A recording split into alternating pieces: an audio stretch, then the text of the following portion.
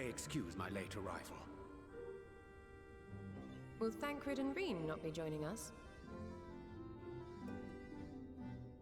Nay, milady. With apologies to all, they beg leave to pursue their investigation of the empty to its conclusion.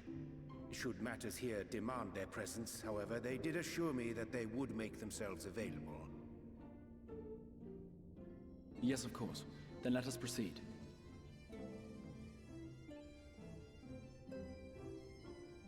I think it best that you begin by providing a summary of Mistress Kryle's findings.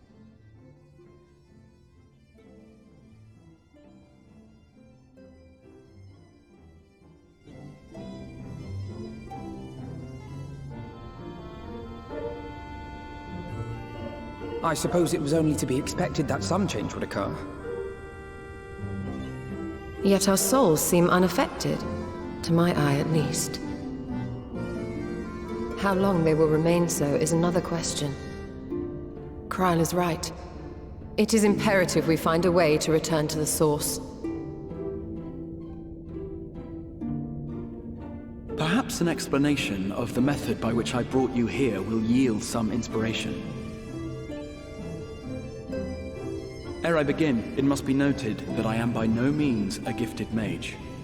In order to employ powerful magics, I must rely upon the Crystal Tower and its boundless reservoirs of energy. The magic that summoned you was no exception. 'Tis a singular spell, adapted through painstaking effort from the technique that transported me to the First. To use an analogy, it works by cutting a hole in the fabric of reality. A hole tailored to the object of summoning, through which it and it alone may pass unscathed. Though I succeeded in creating said hole, I failed to latch onto my intended target. Instead of you, the spell found those close to you, and ended up summoning them in their incomplete state.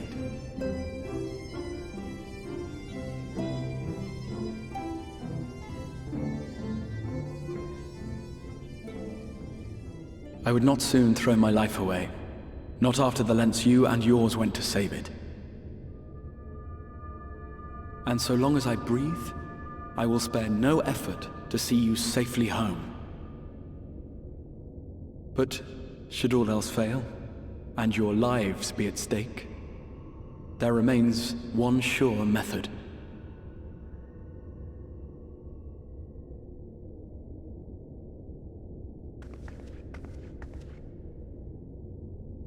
Oh!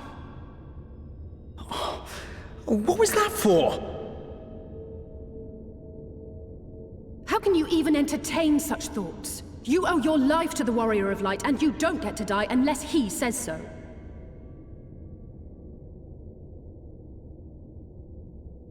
Your followers await your divine judgment. What did you just...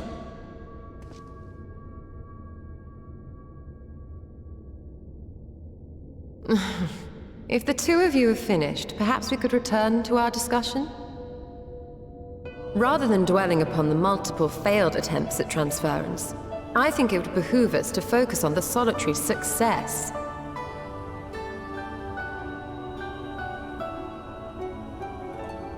I would draw your attention to the fact that our friend can travel between worlds possessed not only of his body and soul, but his personal effects besides. This is no different from the teleportation magics to which we are all accustomed. Magics that allow for the transportation of those inanimate objects one considers to be an extension of oneself. Are you suggesting that simply by considering us his possessions, he could carry our souls back to the source upon his person? Well, it would be nice if things were that simple for a change. But vague notions of ownership seem a rather tenuous thing to stake our lives on. So much as a moment of doubt on his part, and we'd be left floating in the rift. Milady hath the right of it. The requisite fixity of belief would be too much to ask even of our friend. Yet, were we to immure our souls within an object in his possession, mayhap then our safe passage could be assured. White Auracite would, I believe, serve as a suitable vessel for this purpose. It was conceived to imprison the massy soul of an Ascian, and should house one of ours with relative ease. We would need only to ensure our soul's safe preservation inside the stone, and identify a means by which they might be transferred back unto our vacant bodies. Soul preservation and transference. I believe I know of someone who may be able to assist us. On the far shore of the source, there stands a great palace built by the elves. It was forsaken in the wake of the flood, but a certain Numo chose to make their home there soon after. Though they have long lived as a recluse, they once occupied a place of honor in Verbert's royal court, and it is said that none in all of Norvrant is more knowledgeable than they on matters of the soul. Well, I've no objection to seeking a helping hand, but if they've gone to such lengths to hide themselves away from the world, what makes you think they'd be willing to lend us one? A worthy question. Years ago, I myself tried and failed to solicit their cooperation in the battle against the Sin Eaters. No sooner had I begun to make my plea than they unleashed a swarm of their familiars upon me. Unlike me, however, you have curried favor with the Faefolk. By that merit alone, I am hopeful that they would grant you an audience. They may still be inclined to turn you away, of course, but if their knowledge might feasibly facilitate your return home, we have to try.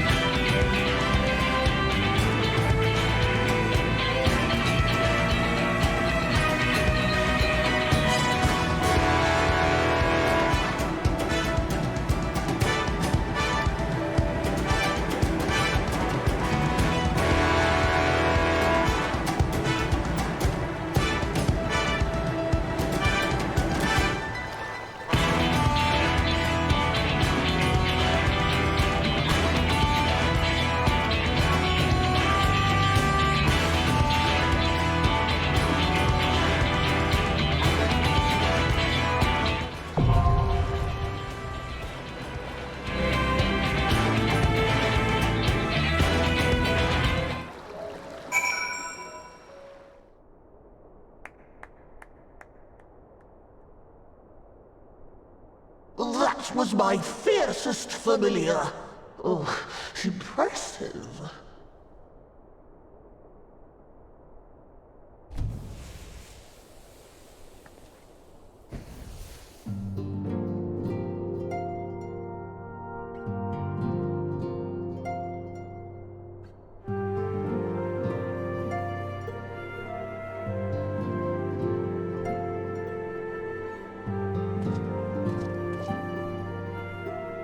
Beckloak, 'tis good to see you again after all these years. And judging by your vigorous greeting, I dare say the feeling is mutual.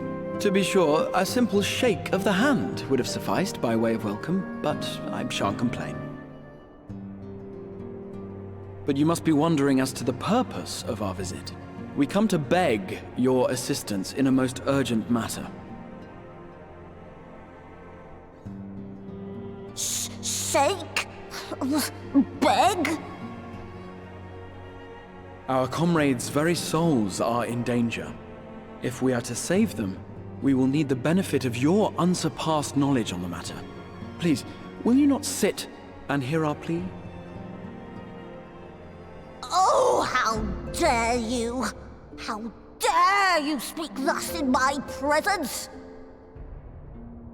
It was to escape such words of temptation that I hid myself from the world of men.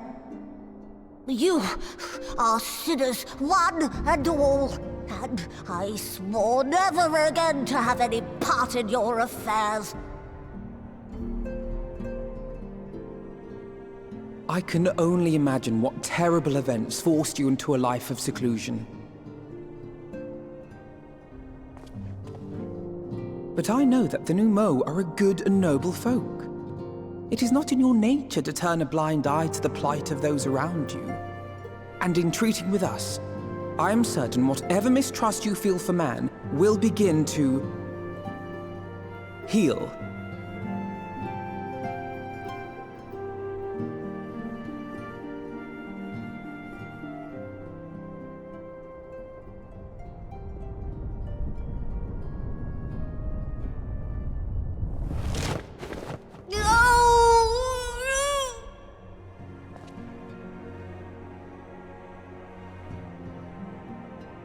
If you will not be satisfied, I suppose I could listen. After all, there's no harm in just...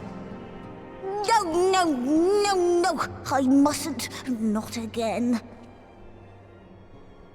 That damn court mage seemed to have the best of intentions too, and countless innocents died for my naivety.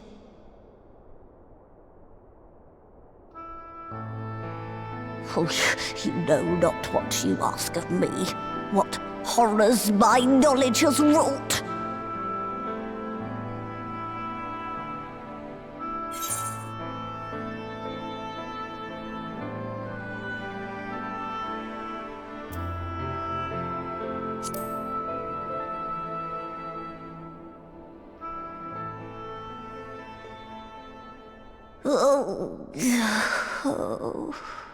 Of all the visitors I could possibly have, they're even more stubborn than I am.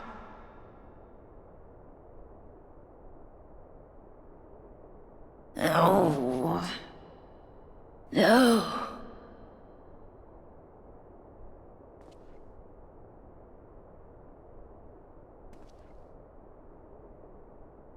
Oh. Very well. I will hear your petition, but that is all. And I expect fitting payment for my troubles.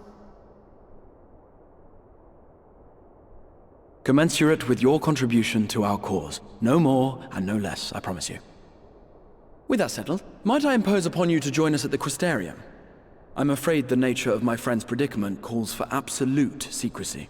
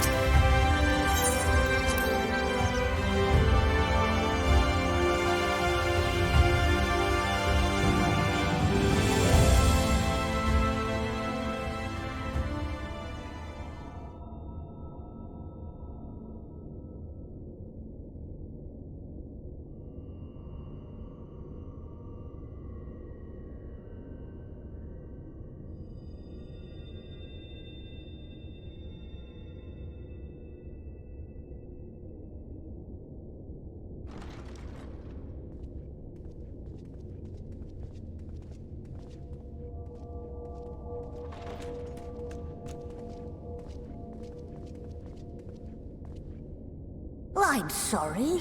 You mean to tell me not only that the return of night was your doing, but that you hail from another world as well? Everything we told you, of the source, the shards, the 7 umbral calamities, all of it is true. I realize how fantastical it sounds, and I would not blame you for doubting our testimony. But given your expertise, you must surely have noted the peculiar nature of their souls. Any other time and I would have dismissed your stories as balderdash and flummery. But upon closer inspection, 'tis plain their souls are far denser than is normal, and that they do not possess true bodies. Save you. Your body is your own. And your soul is the densest of them all.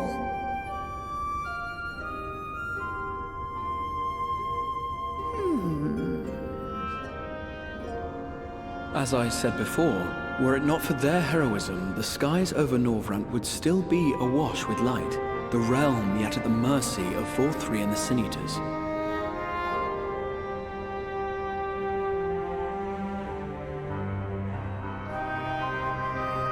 After all they have done for our home, seeing them safely back to their own, it seems the very least we can do.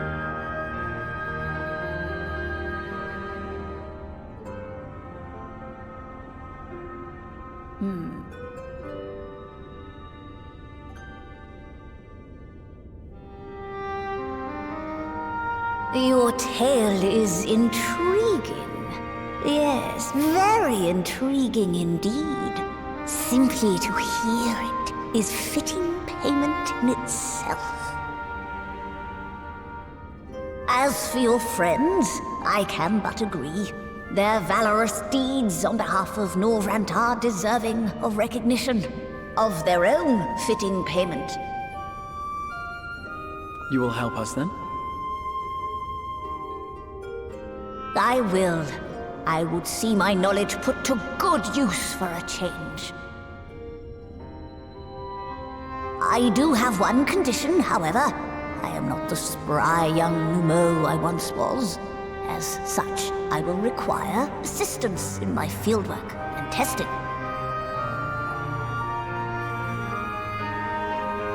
It would be our pleasure. We'll be laboring for our own benefit after all.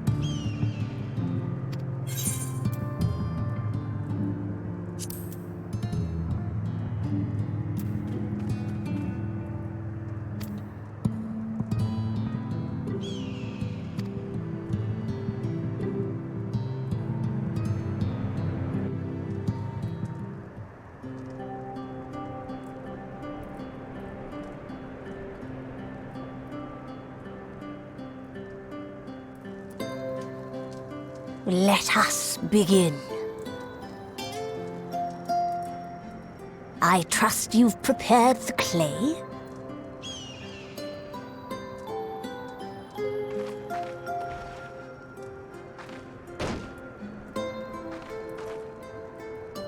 Very good. Now, I would have you sculpt for me a porksy. Plump, with floppy ears and a short curly tail.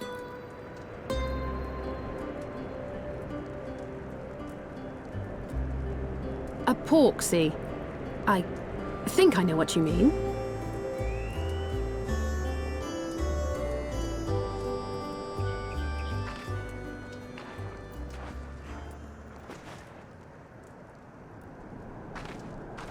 There we are. How's that?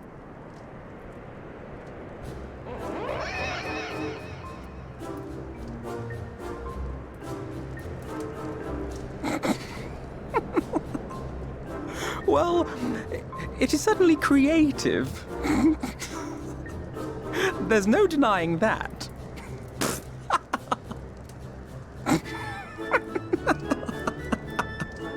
Yes, I'm no artist. Very funny. Pay him no mind, child. Though it may look like a grotesque parody of reality, it is what the invoker believes that matters.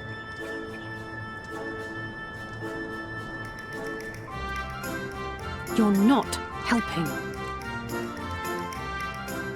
But I speak the truth.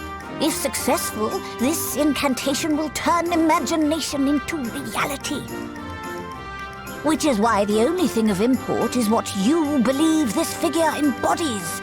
You must focus. Hold the porksy's image steady in your mind's eye.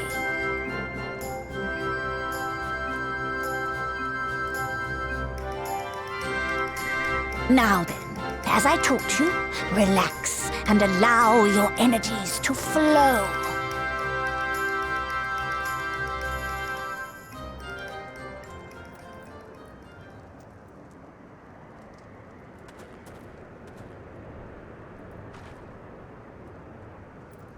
With flesh of clay I bid thee rise, on wings of dreams to touch the skies. What once was idle fantasy, I call forth to reality.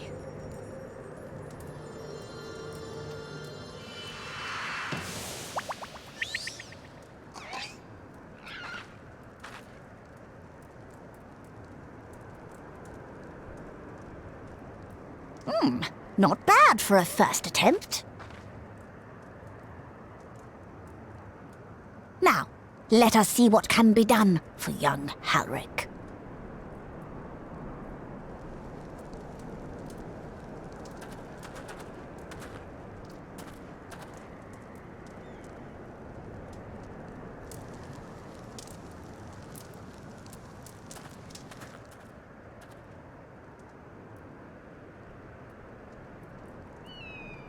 Through the operation of the magics you invoked to animate this familiar, it is now replete with the energies required to stir the boy's soul.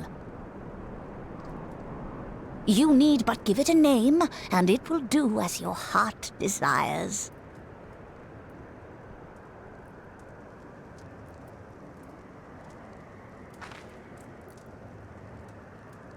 A name.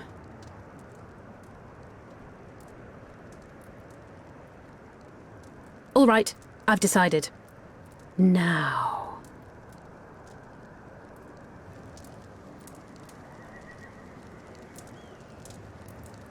Go, Angelo!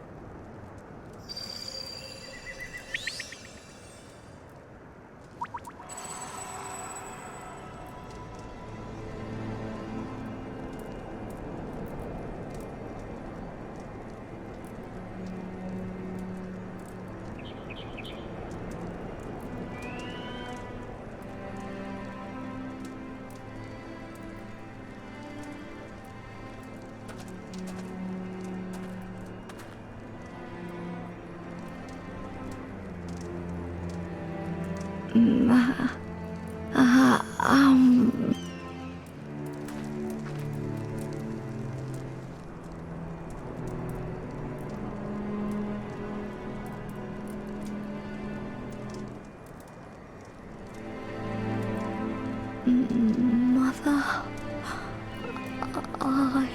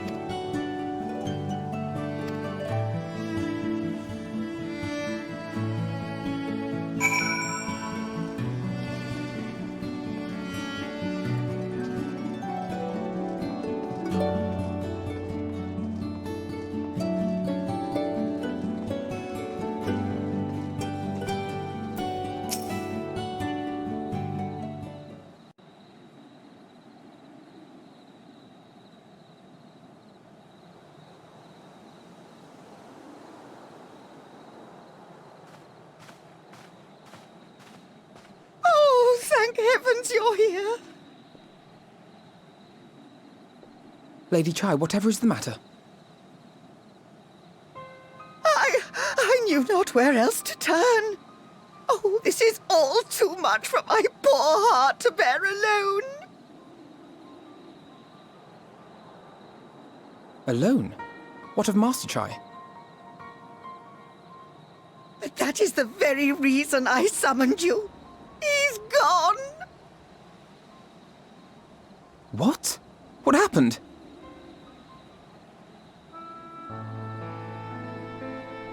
It all began after the events at Mount Gulg. With Lord Vorthry out of the way, we all agreed that a new leader must be chosen. And so you held an election? Yes, well, sort of. Not a single person volunteered to stand, you see. After a lifetime of leisure, we free citizens have grown somewhat indolent. Readapting to the harsh realities of life is trying enough, but to take charge of a broken city as well? No one wanted such responsibility. Nevertheless, Yulmore could not well do without a leader, and so we decided that anyone and everyone should be considered a candidate. And after we cast our ballots and tallied the votes, the mayorship fell upon my dear husband. Well, given the manner in which he orchestrated the construction of the giant Talos, none could deny his leadership qualities. But even before then, he had proven himself at Daedalus Stoneworks, don't forget. He is more than qualified for the role. The perfect choice. Indeed. I told him as much when his victory was first announced. But perhaps I was too forceful in my attempt to encourage him. For shortly after that, he vanished without a word.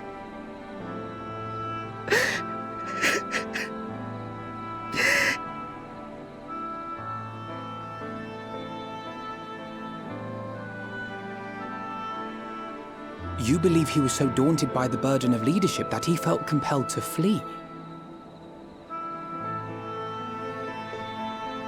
Please, Lady Chai, dry your eyes. Your husband does not strike me as the sort of man who would abandon his duty, much less his beloved wife. There has to be some other reason for his absence.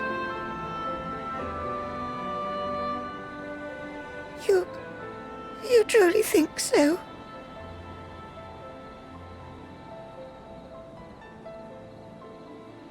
What about you? What do you think has become of my husband?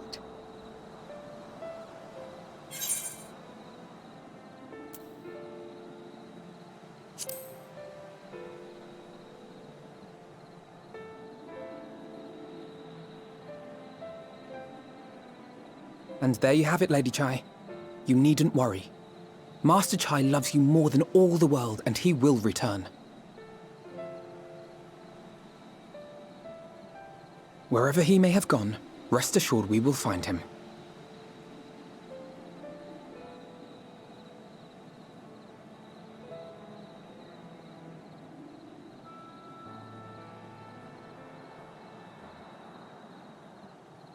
Thank you, my dear boy. You have set my mind at ease. I will trust in my husband and await his return.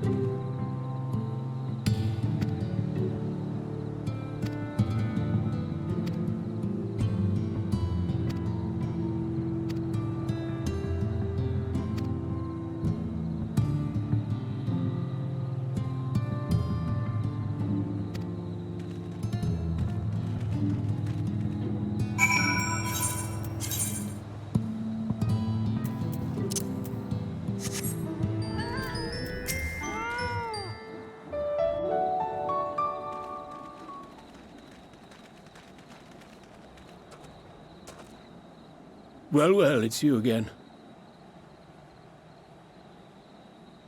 Well, I see you've invited your friends. Need them to fight your battles for you, do you? No, I didn't invite them, as it happens, though they are indeed my friends.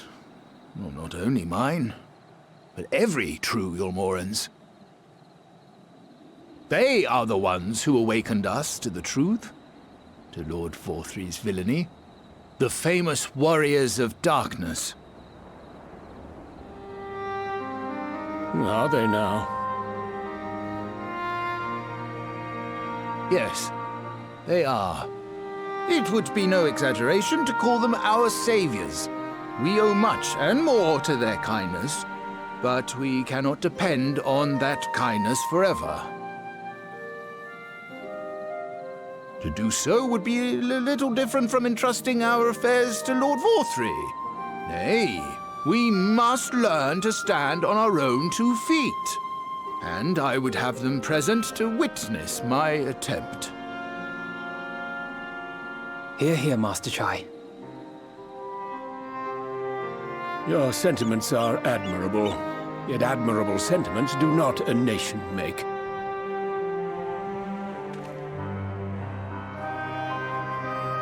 In my capacity as advisor, I once strove to build a better Yulmore. Gave honest counsel to my superiors, drafted laws for the benefit of one and all.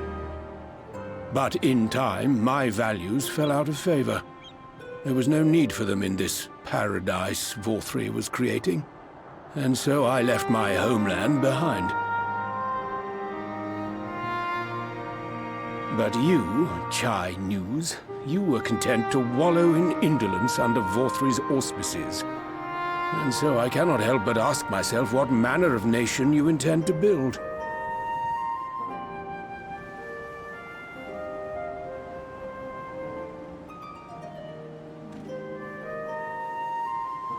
I can offer no simple answer to that question.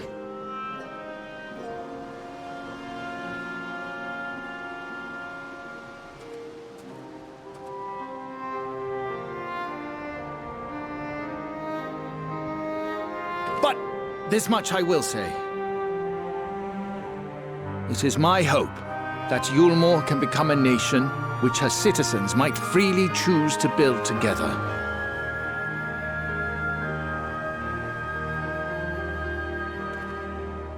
A great many people, myself included, flocked to Yulmore seeking sanctuary.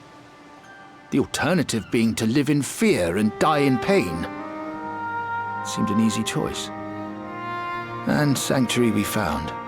As much food and drink as we could ever want. Secured at the cost of the surrounding villages. Little wonder the people gathered at our doorstep, begging to work among the bonded. The free were blind to it all, of course. Content to, as you say, wallow in indolence. In ignorance. Were I mayor, I would first take stock of the city's resources and see that they were assigned equitably. Our days of reckless consumption are behind us. The distinction between free and bonded died with Forthry. The needs of rich and poor alike must be considered if our nation is to survive. To which end I would take steps to secure channels for supplies, to rekindle relations with nearby settlements, to re-establish industry, reach out to neighboring nations, and the list goes on and on.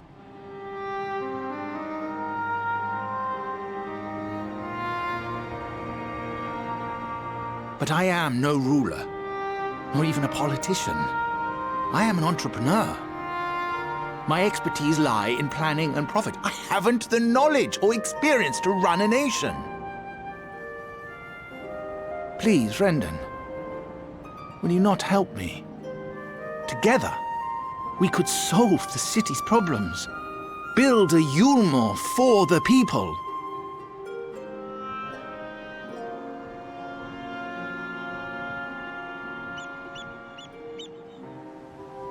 A Yulmore for the people.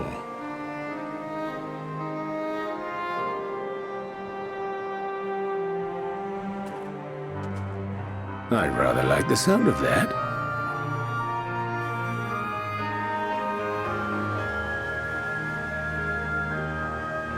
But before I offer you my counsel, I would be certain of your ability to perform the duties of office.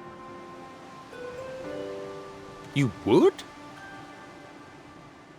You ask me to help you solve Yulmore's problems. But first, I would see you solve one on your own. Accomplish that, and you will prove both to me and the people that you are a man worth following.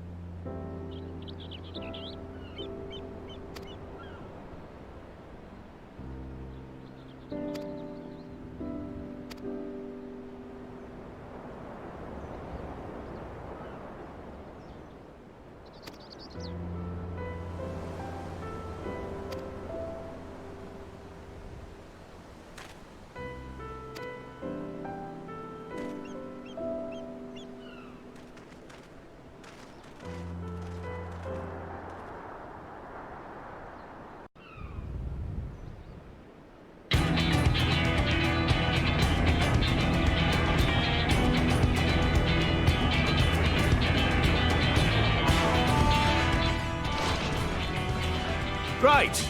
Right then. Form a line and make for Yulmore.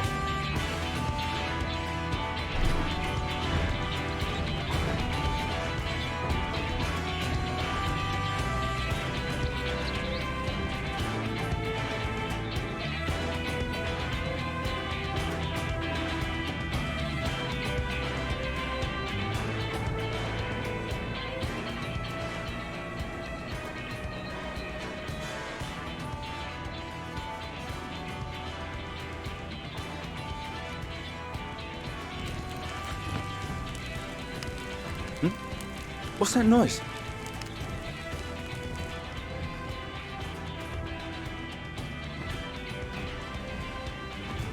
Wicked White! Runaway Talos! Call the guard!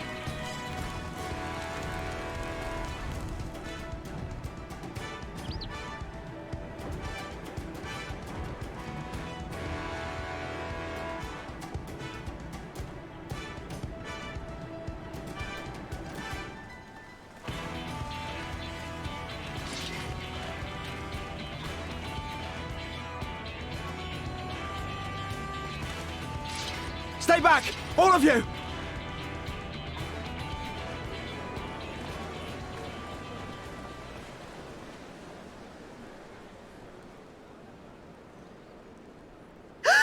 Is that...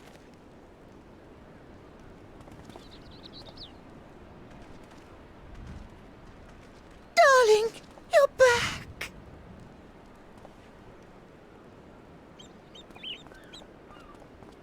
But of course I'm back. You didn't see... Dearest, I can't... Oh!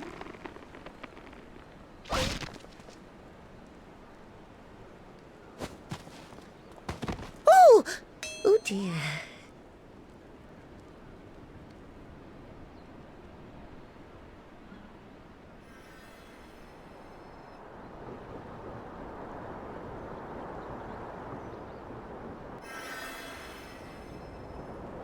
Oh, thank you. I'm sorry, my darling. It's just the sight of you filled me with such joy, I couldn't help myself.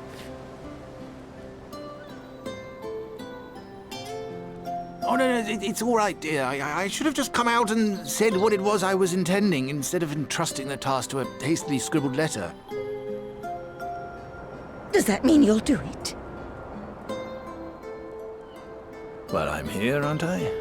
I mean, not that my absence signified any unwillingness, you understand? Oh, no, naught could be further from the truth. I only left to enlist the aid of the former mayor's senior advisor. And now that I have it, I believe I am ready to take office. Oh, how wonderful!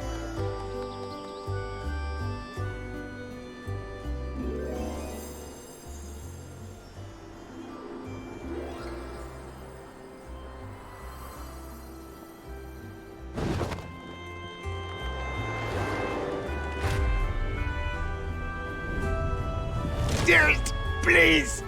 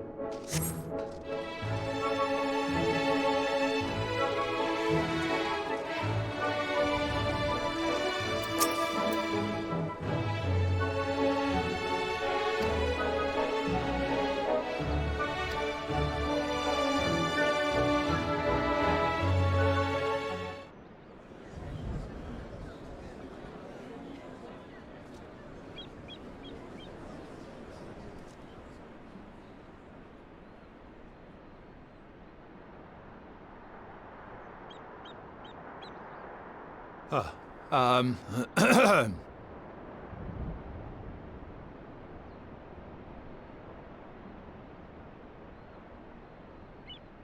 on, dear.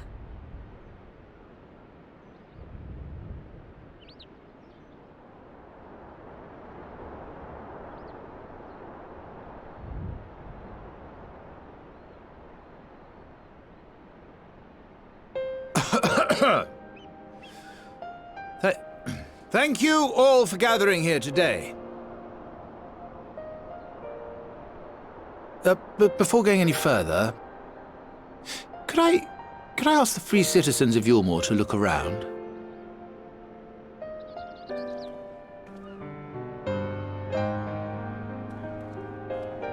'Tis a sight none of us would ever have seen under Lord Forthry's rule. Not only do we stand in the familiar presence of those we once called the Bonded, but today we welcome the peoples of the Derelicts and Gate Town too. Today we welcome the Warriors of Darkness, come to bear witness to Yulmore's new beginning.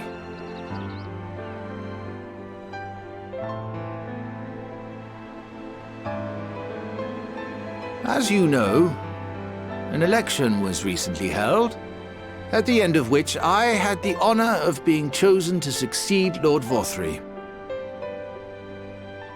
You place great faith in me, and I promise to do my utmost to live up to your expectations, and I will seek always to carry out the duties of this office with integrity and fairness.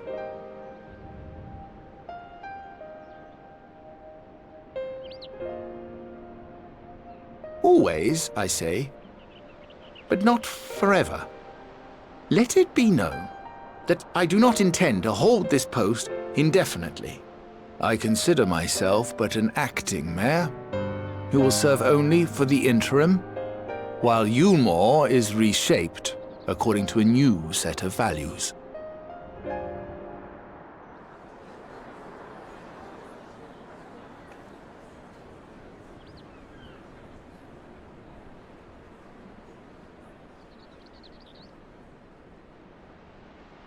No longer can we think of ourselves as divided, as the free and the bonded, citizens and non-citizens.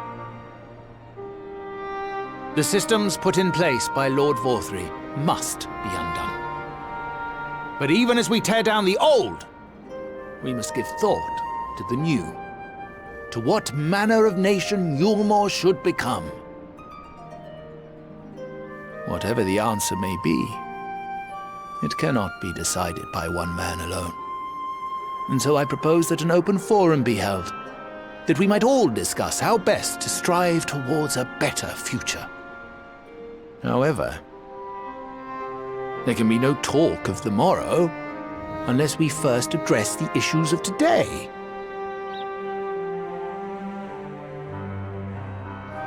Securing new sources of food, rebuilding relations with our neighbors, re-establishing industry. There is much and more that needs to be done.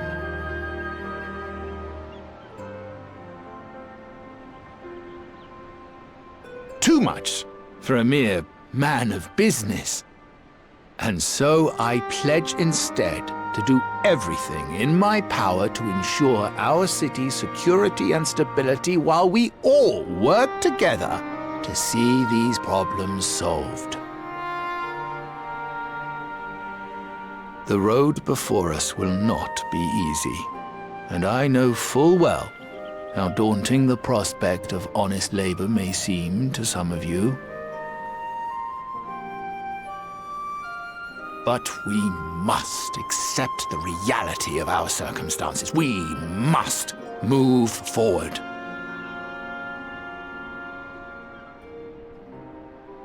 This much we owe to ourselves and to the brave heroes who risked their lives to bring back the night. Once we have shored up our city's foundations and regained some semblance of normality, let us reconvene to speak of the future. Until then, I humbly ask that you lend me and each other your strength. For Yulmore!